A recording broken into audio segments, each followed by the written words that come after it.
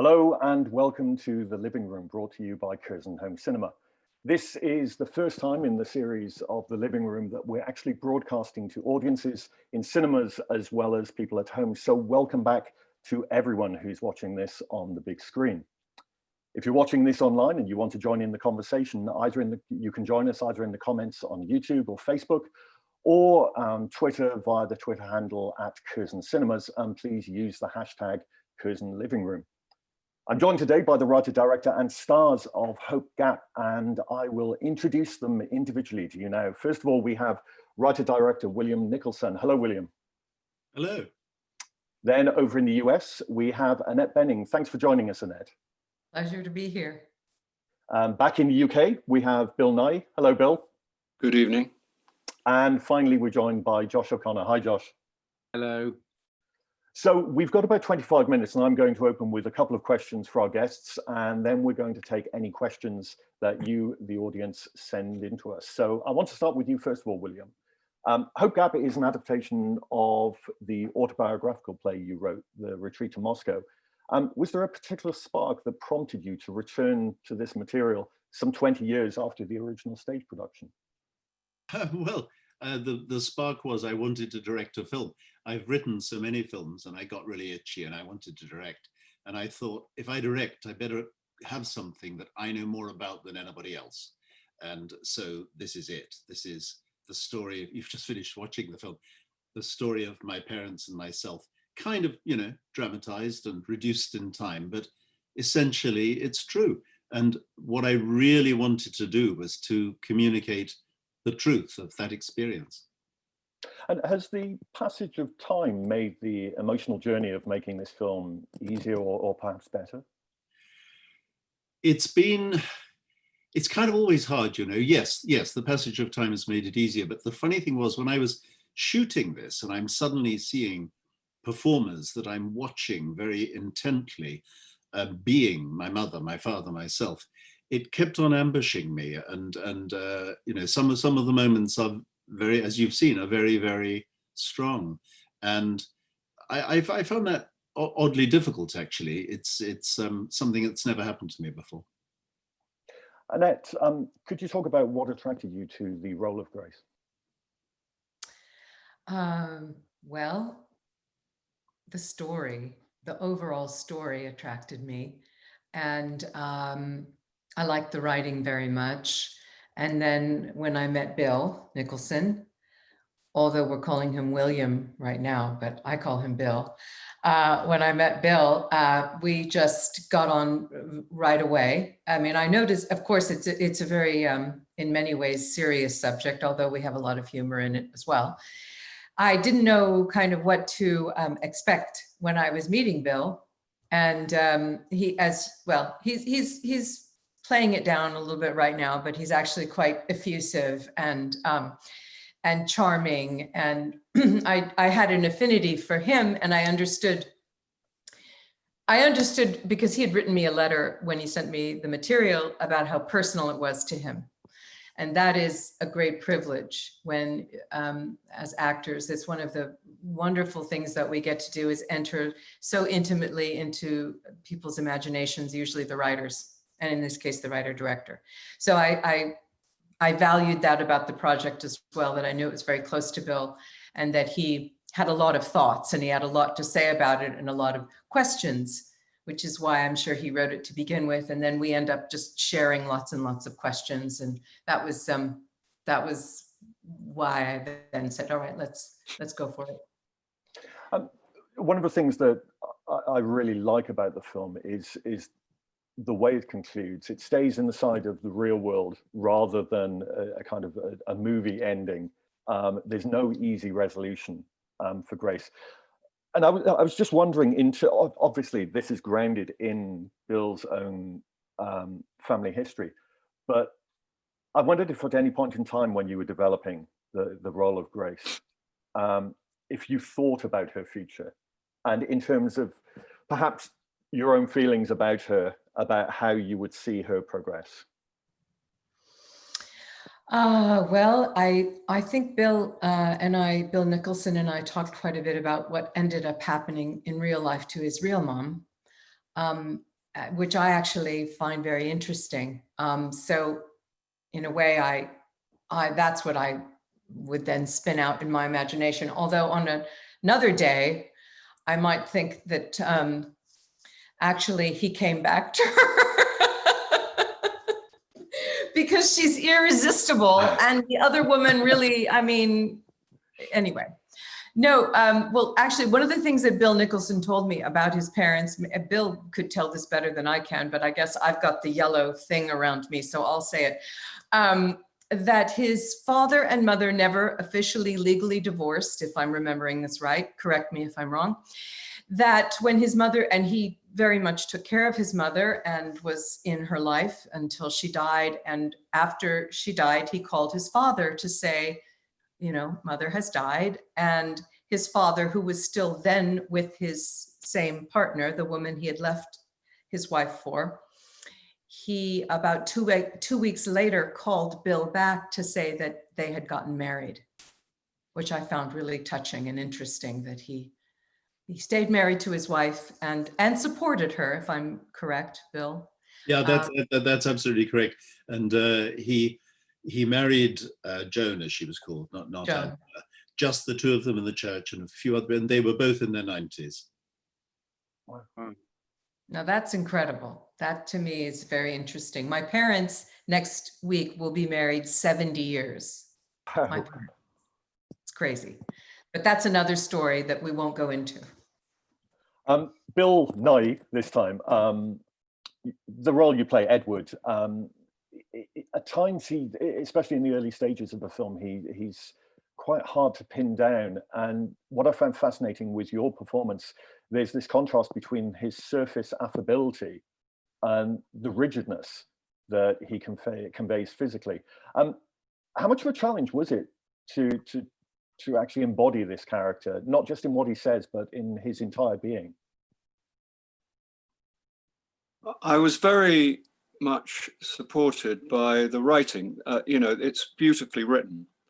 And when writing is of that quality, which isn't often, you find that it actually does, it does indicate how you should proceed in terms of performance. I'm not unfamiliar with that kind of restraint or that kind of constraint in terms of behavior and personality. It does interest me. It's usually described as a kind of exclusively or particularly English phenomenon, which I don't think is true, but it's a way of describing it which people might be familiar with. But I'm sure, you know, I'm sure there are versions of it in every culture. But I am interested in all that feeling underneath very little action, as it were. You know, I find that kind of stuff, I find it kind of, I shouldn't, but I find it kind of sort of admirable. It's not admirable at all. It's just, it often causes enormous amounts of trouble and pain because people they don't say what they feel and they don't say what they mean. And the people around them are confused and have to kind of invent stuff on their own. It can lead to an enormous amount of difficulty. But I found it very satisfying to you know, to give it a go. And Josh, I want to come to you. You're playing Jamie, the character in the middle. Obviously, you're no stranger to playing real life characters. You're currently playing Prince Charles in The Crown. It struck me it must have been interesting playing a fictional version of the person directing you. Can you talk a little bit about the conversations you had with William about playing Jamie? And just imagine William isn't here at this moment in time.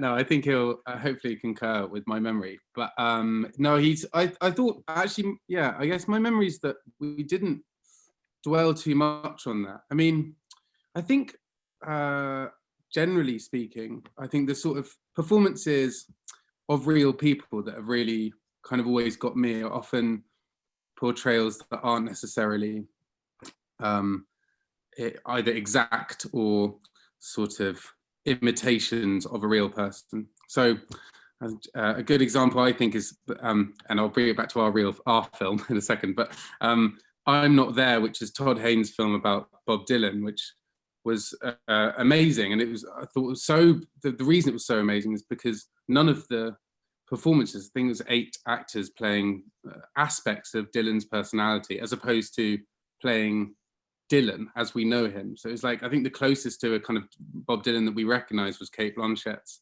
sort of version of him. But I thought that was far more interesting as a portrayal of Dylan, because it was something that we don't know. I mean, we can only speculate about that. And even with the kind of the luxury of having William there as our director and as a writer, I actually think I would never be able to portray William as he remembers himself or as his family remembers him at that age. And so my memory says that kind of, I think we sort of moved on from that quite quickly, and it was more about creating Jamie as a character as opposed to recreating William as a person. If that, I don't know if that makes sense. I think I absolutely agree with Josh. I had no intention of asking any of these 3 actors to impersonate my parents or me. What you do, if you're lucky as a director, as a writer, is you create a character, you then hand the character over. And I then get the surprises, because they find things that I mean, honestly, I did not know. And some of the moments that hit me hardest emotionally hit me hard because I didn't expect it, and the actors had found this in the parts. And you know what? I mean, this is acting of an extraordinarily high order. It really is. This is a piece of work that lives and dies by the ability of the actors to convince you that there's authentic emotion happening within them. And I don't know how actors do that, but I think Hope Gap is a real example of totally authentic acting. And that's the drama, that's the emotion. I'm not doing car crashes, I'm not doing car chases, I'm doing emotional crashes. And that, I think, is just as big as in a big action film. But it depends upon this superb level of acting. So as far as I'm concerned, casting was my big act. After that, you know, you press the button and they go. And in terms of the rehearsal process, did you all have quite a time together working on the script before you actually began filming? Perhaps start with you, William, and then. Well, yes, we had a week, and I made it my business, as they will both remember, and Bill Nighy, if he's feeling in the mood, will actually show you. I did perform all the lines for them because I felt it was my duty to guide them. And Bill, subsequently unknown to me, produced an imitation of me acting my own lines, which has sufficiently persuaded me that that perhaps wasn't a good idea. I'm not going to go any further in this interview until I see Bill Nighy No. do a bit of that. No. Bill, we're going to have horrible broadcast silence if you don't. No, I can't quite. I remember doing it, but I can't remember how it goes. I do remember that it was that Bill's interpretations were, you know, they were that he did approach the material from some very strange angles, but it was kind of instructive because it was a sort of masterclass in how perhaps not to intonate the line. It was really remarkable. I remember the moment when this started to happen, and both Bill Nighy and I, and a lot of the scenes, of course, forgive me, Josh, a lot of the scenes were between the two of us. So yes, watching Bill Nicholson act it out was actually very helpful and refreshing. And made me laugh a lot, but also it does give one a clue into certain moments that if the director is trying to describe it, which is of course the other thing that they have to do, that can be actually very tricky to try. I mean, a lot of directors, you know, it's hard to describe to an actor what it is you're seeing, but actually if you act it out, even if, forgive me, Bill, even if it's not always exactly nuanced, you do get the gist. So, I mean, it was enormously entertaining, especially because a lot of what we're doing is so serious. And as you can see, I like to have a good time when I work. And you know what, I mean, while we were rehearsing, the other key thing for me is this thing called blocking. You know, where do people stand? What are they doing? And I didn't have a clue about this. So we had to work it out, and they worked it out, to be honest. And I'm watching, and so is the cinematographer watching. And by the way, a big shout out for Anna Valdez-Hanks, the cinematographer. Amazing, amazing work. So I'm sitting there wanting to push this thing forward to see where they're going to be. Where are we going to put the camera? What's going to happen? So that was part of my need there. I've got a question that's come in from Jill in Derbyshire, who says, I love the film. Thank you so much for it. I have a question for Annette. You've played so many roles in films like American Beauty, Being Julia, The Kids Are All Right, and 20th Century Women. And now this film, where women are attempting to break a mold that's imposed on them. Do you feel that films are becoming better at representing women as much more complex characters? Thank you for that question. I think you've answered it beautifully within your question. I think you've said it better than I could.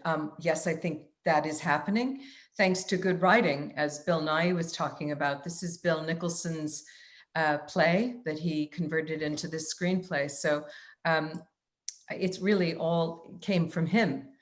And yes, I think that the way that we're now seeing women on screen is much more nuanced and much more flawed in a good way. Much more with a lot more dimension, and especially Grace. I mean, one of the things that people talk to me when they talk about Grace is how impossible she is, and I love that about the writing. I love that in her, that she is she's not an easy woman, and she doesn't always do the right thing, and she's in some way blowing up other people's lives, and she's also blowing up her own life. But that's what we do sometimes. And that is how I followed Bill Nicholson's lead in the writing. So thank you. I loved playing her, although she's a woman in great pain. But that's what a lot of life is, isn't it? I have another question here from Carol in London. First of all, she says, Bill, I've been a massive fan of yours since The Lawless Heart. I also think you're brilliant, and you deserved more credit for your performance in Sometimes, Always, Never. But I wanted to ask both you and Annette, have you ever had the desire yourselves to direct? So Bill, perhaps you answer that first. No, I have never had, I've never had the desire to direct. I don't think, I did once direct something in the theatre when I was very young, and I think the actors in the end, well, I can't tell you what they said to me, frankly, without resorting to profanity, because I turned into a kind of control freak, not a kind of control freak, an actual control freak. And I don't think I have a great gift for it. Also, I was once asked if I wanted to direct a film, but it was mostly to get me to be in the film. And I was flattered for a while, and I thought about what, I got down to what I might wear and what kind of hat I might get and what kind of leather jacket. I figured a leather jacket.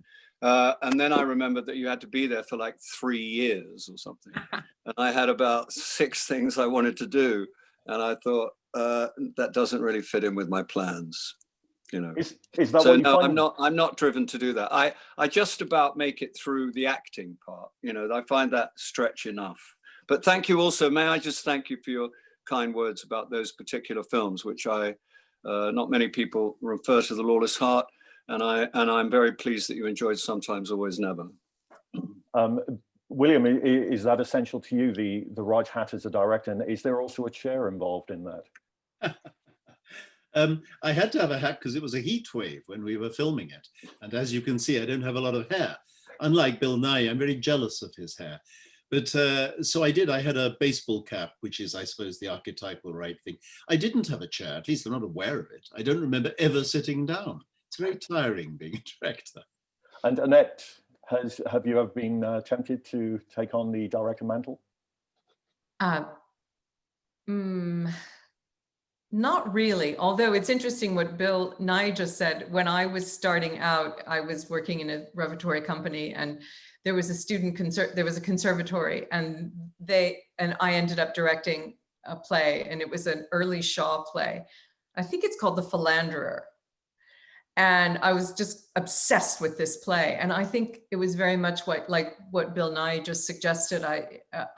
I drove them crazy. It wasn't at all the experience that I thought it was. I taught acting once, and that I really enjoyed. And that went fine. But no, I haven't. really had the desire lately a little bit, because my children are grown.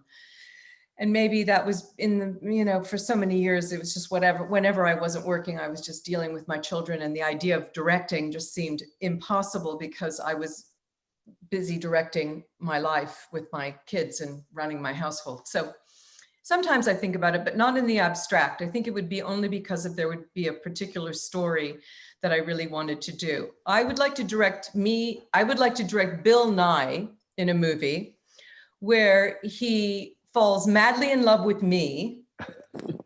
And I'm not going to tell you what my response to that would be, but right. I have thought about that. Josh is involved in some way. Josh is his son, who's actually, never mind. I won't go into that either. Sounds like Hope Gap. Oh my God. No, but he's madly in love with me, but then he doesn't dump me. Oh yeah. Josh, I've got a question from Ben in London. I've been a fan of your work since I saw you in Bridgend. It's a very semi-literate audience this evening. Do you have a specific process for getting into character? I do actually. It's my favorite bit. So I spend sort of I probably overwork at that phase and then sort of rest up on it. But I spend a long time in the lead up to any project, but making scrapbooks, which no one ever sees, but they exist somewhere in this flat.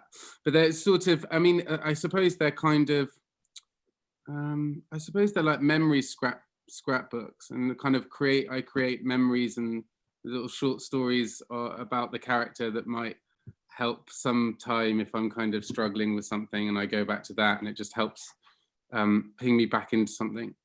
But I suppose most of the work, as Bill and Annette have said, with this project, it was so it's so beautifully written and so lyrical that so much of that work was it just sort of flowed. I remember the first time I read the script, just kind of, it felt different to much of the work that I'd done before. So, but yes, I do. The short answer is I do a bit of work on the character, yeah. We're almost out of time, and I've got a question here, William, from Michael in Chichester. Some of us never really know about our parents' or grandparents' lives in any way. And I gather that both your parents have passed, but I was wondering how the rest of your family has responded to this film. I think it's been quite difficult for them. I actually have two sisters who you may have noticed I've written out of the story. That was originally because on the stage, it's very expensive having lots of actors on stage. And my sisters have reacted each in their own way, but very generously towards me on this. I think all of us have found it therapeutic. One of my sisters came to the real Hope Gap, the Cove, while we were filming, which she remembers very well from our childhood. So I don't know, you know what, I'm so inside this damn thing, I almost don't know what's real and what I've made up. But it is important in my life, and it's important for my family. And I'm incredibly grateful that we've managed to make this film work. And you are going to continue to direct as well as write, I gather. I very much want to, if I can manage to raise some money. It's very difficult raising money, but to raise money, you have to get superb cast, because then people provide the money for you. And I couldn't have done this if these three people had not said yes. So my gratitude. Unfortunately, we are almost out of time now. I'm delighted to say that not only can you watch Hope Gap on Curzon Home Cinema, you can actually watch Hope Gap in the cinemas now, which is a wonderful thing to say. So do get to the cinema to see this film if you can. For future Curzon Home Cinema living room events, please do go to curzoncinemas.com and see what's coming up over the course of the next few weeks. But all it remains for me to do now is to thank our guests today. William Nicholson, thank you. Thank you. Annette Bening, thank you very much. Thank you, it's been a pleasure. Bill Nighy, thanks for joining us. My pleasure. And finally, Josh O'Connor, thank you. My pleasure as well, thanks. And goodbye, everyone. Thank you for joining us.